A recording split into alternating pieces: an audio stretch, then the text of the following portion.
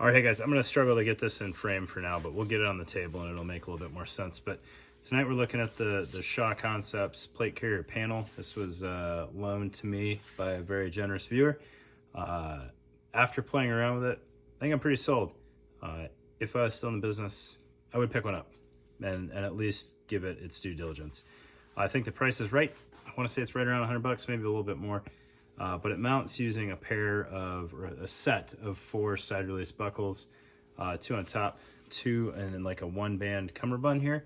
And the way that you access this thing is you pop off same side buckles and then swing it around.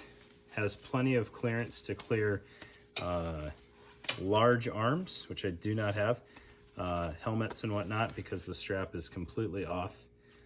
Unlike the first spear VCP, where it just disconnected on the bottom and the top was essentially fixed and you had to throw it over the top. I think this is more functionally acceptable. You also have more flexibility in where your things can be mounted.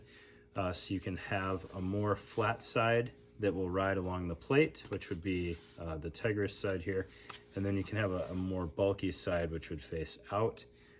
It's still going to kind of face inside when it gets around to you, but if you had something similar to an Eagle Yote or something like that on here, you know, it would be facing you. You could get whatever you want, zip it back up, and then bring this back around and tie it in. Pretty intuitive mechanics there. You know, even with the weapon slung, once you've got this disconnected and the weapon's in front of you, you know, still bring it around in front. And then if you were doing something that needed a little bit more finesse, you could finish popping it off altogether and have the panel just ready to be used, right? So kind of gaming how this could work. I'm thinking, you know, tools on here, explosives, whatnot, pop it all the way off, set it down beside me, and work out of the panel as needed. But let's get it on the table and kind of take a look at the construction and how it's put together and some of the things that we can do with it. Because I do think it's an interesting product. It's a little bit different from your zip-on back panels. It doesn't look quite as cool, but I do think the functionality is there, and I'm pretty sold on this thing. So let's get it on the table. All right, so in walking through how this thing's attached, it's gonna fight with me a little bit, but this is the host that I picked to show this on. All right, so it is, I was concerned when I got this thing about how much work I was gonna put into marrying it to the plate carrier compared to with how long it's gonna take to make the video and then send it back to the gentleman. I was very impressed with how easy and intuitive it is to install. All right, so you've got your side release buckles. Up top, I'll get those better in frame, and then around the sides here. The ones around the sides, as far as I know, ship with these repair buckles with the wide open end on it, which makes it very easy to install. A little bit bulkier than potentially needed, but you could absolutely swap that out for a true field repair buckle. And you could even leave these installed if you had multiple plate carriers that you bounced around with, or even if you wanted to use this with a chest rig, you could have, you know, the female end installed on a whole variety of platforms, because it only costs, you know, $4 to set that up. Or if you needed to jump between potentially a plate carrier and full coverage body armor, or, you know, SAPI and bulks cut, or LVS, or concealment cut, or whatever. You could have multiple platforms set up and ready to accept that. All right, so the cummerbund side, very, very straightforward with side release buckles. All you need is Molly would be ideal. If you were using a single band cummerbund like on the AVS, you had the harness and the single band just to secure it. You could still make this work. You just may want a tri-glide on that single band cummerbund to keep it from sliding. But you could absolutely do it. All right, and then there is adjustment in those straps, but we'll get this panel off of here completely and show you how that goes together. Up top here is slightly different, so you are going to need to pay a little bit of attention to how your particular plate carrier is set up and what you want to use this with. That was partially why I grabbed this plate carrier to show with it. It worked out well. So you still have, you've got your female buckle on the shoulder strap, and then your male buckle is on this little T-clip here. So you've got this little toggle that threads onto the webbing, and if you needed to reproduce this to again set up multiple hosts, this configuration only costs a couple bucks. You can make that stitch at home with a sewing machine. If you really had to do it by hand, you could as well. Just some dental floss and a couple tacks on there will do the trick and hold it. So this one, I happen to have this little laser cut gap here, and I just threaded this through. I don't know how secure this would be in the long term on this particular rig, but I know that the way this is designed is that you could throw it into the front of a plate carrier that had like a push-to-talk loop or a chunk of MOLLE webbing there, and this would essentially rest. Oh, that's gonna be a little snug there. It would rest, imagine this is sewn down the way it should be. It would rest like that, and that can't possibly come loose. All right, so very, very secure, very straightforward. You just need, some sort of horizontal hole to engage this with. If all you have is vertical webbing, you can skip this step altogether, and we'll pop this off here real quick to show you how that would work. I suppose I could have used the other buckle from the side. If you've got a vertical push-to-talk retainer, you would just thread this through there and then lock it down, and you would skip this piece altogether. And that would work arguably better and streamline things a little bit more. You would just need to pay attention to kind of how far down your front plate bag you're willing to bring this strap. There is adjustment, so it should be fine. You would just have a little bit more bulk on the front of your carrier. So let's get this panel taken off of here, and we'll show you all the details and some better up-close shots.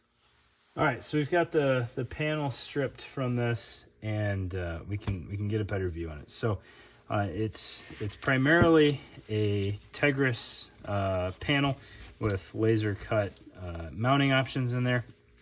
It is, I believe this is 12 layer. It's a pretty hardy Tegris. It's nice and rigid, and it's not overly rigid in this direction because it's not going to cause you any concerns. All right, it has nice wide openings cut for the webbing to route, so it's not being pinched by the Tegris or anything like that. And then you've got a couple different height options here for the side strap, which I think is great. Whether you're using 2-band, 3-band, single-band cummerbund, you should be able to get this to a height that's going to work well for your plate carrier to engage with that. All right, these I think these are actually installed on here backwards, but that's not a big deal. These pop right off.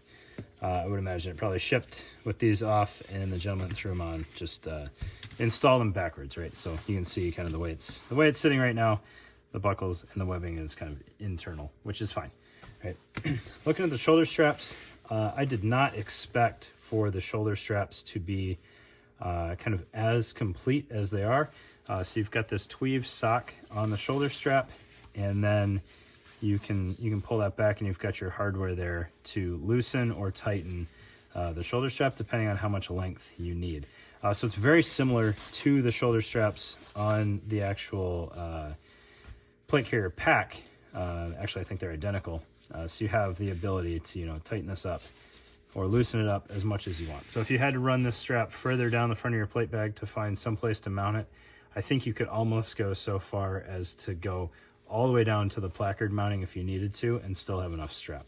That would not be ideal, and you would potentially run into issues with having too much shoulder strap, so it could potentially fall off your shoulders. So you would definitely want to mount it as high as possible, but universal mounting is relatively achievable. Right? Now that I have completely thrown off the length of this gentleman's shoulder straps, we'll try to fish this webbing back out of here and get that squared away. All right. Looking at the construction on the panel itself, you've got the Tegris panel and then a squadron or laminate cover on here.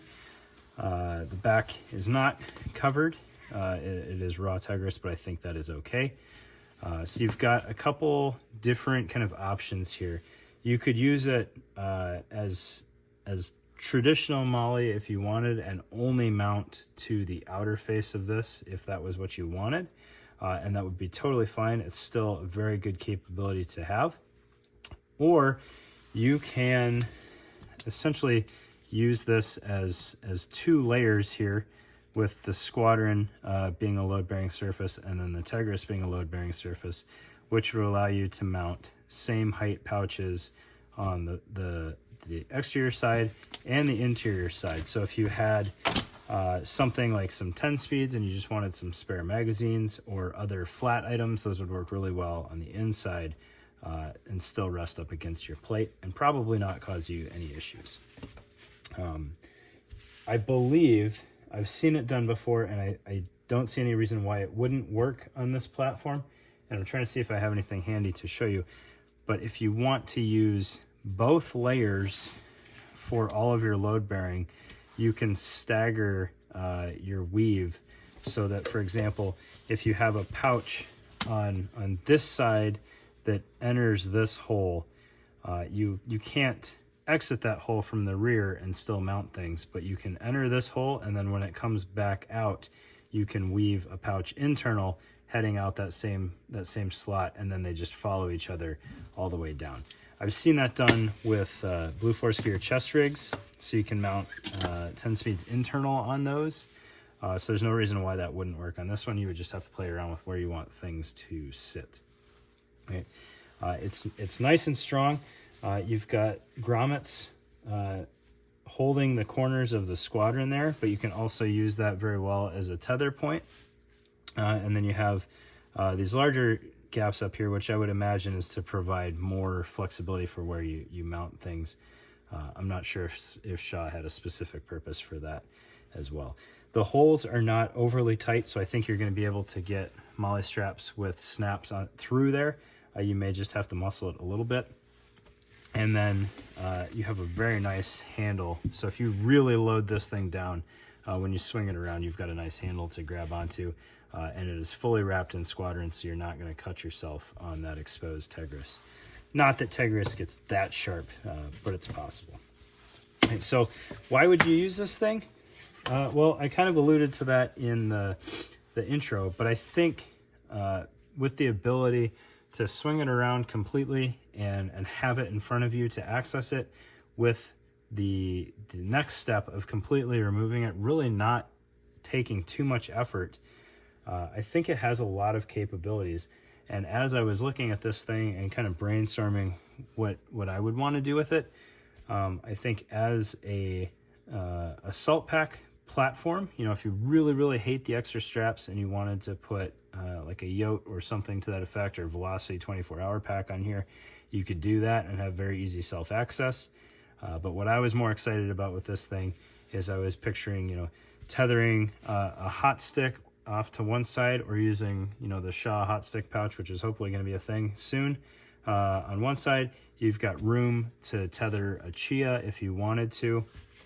And then potentially on the back, some 10 speeds. You could have some bang in the 10 speeds, some 10 speeds up top for initiators potentially, or initiators on the other side, depending on how squirrely you're feeling with bang and initiators. You could put a hook and line kit on here if you wanted to. Maybe you don't want your Chia or your mine detector tied to your back because you're going to be using that thing more regularly, which makes sense. You know, you've got room for a HAL kit. And then potentially a hand tool set. Lots of options on here, and that's just in the EOD realm. I think medics could also find some use in this. That's outside my wheelhouse, so I don't want to comment on that too strongly because I don't know how medics do medics. If you're a gunner, you could potentially put some belted ammo on here because, again, it's very easy to access. You could swing it around, have it laid out next to the gun essentially while you're firing. I don't know. I've never been a machine gunner. Makes sense to me in theory. I don't know in practice if that would be great, but I think this gives you a lot of options for essentially just being a MOLLE panel. I think the ability to use both layers. What I really would have liked to see Shaw do is to bring this Squadron all the way around so that you have essentially 3 layers to work with, so that if you had some heavy stuff on the back, some really bulky stuff, you can use the Tigris for load bearing, and then the stuff that's going to be up against your back you could have just on the internal squadron, and then you could have stuff mounted the same height. I think that would have been a really, really cool option. And then some other potential options is maybe a handful more grommets throughout, some smaller grommets potentially in the corners of some of these bars here, so that you could weave more shot cord. So if you just needed to retain stuff with shot cord, you've got that option, and a little bit more security. But for as simple as this thing is and as straightforward as it is, I was really impressed with how easy it is to mount. It's not a totally new concept in the mounting. The mil-spec Monkey removable operator pack that I think Tactical Tailor made used very, very similar mounting. I think with the true shoulder strap here, as opposed to being mounted behind the shoulder like the TT packs were, I think this makes a lot of sense. I think this shoulder strap being padded, even over something like a JPC, the JPC is still bearing some of the weight, but you have that added padding in the shoulder strap, so the portion that's going over your shoulder is going to be a little bit more comfortable. I think, between a JPC with the core ice vents as shoulder pads, and then this, I think you could get a lot of weight on here and still be pretty comfortable, especially if you've upgraded the cummerbund to one of the structured options that's out there. I think that could be a very comfortable, very lightweight setup with a lot of utility on the back panel. So there you go. That's the Shaw plate carrier panel. Definitely recommend checking it out. If you've ever had anything mounted on your back, especially if you direct mounted with Molly, give this thing a chance, because it'll give you access to that stuff as well as having access on the back. I've read enough accounts of folks trying these things. There is a limit to how much you can put internal before it gets a little shifty on the plate pocket. But build it out the way that you think makes sense. Give it a training evolution or two, and you should be good to go. So thanks, guys.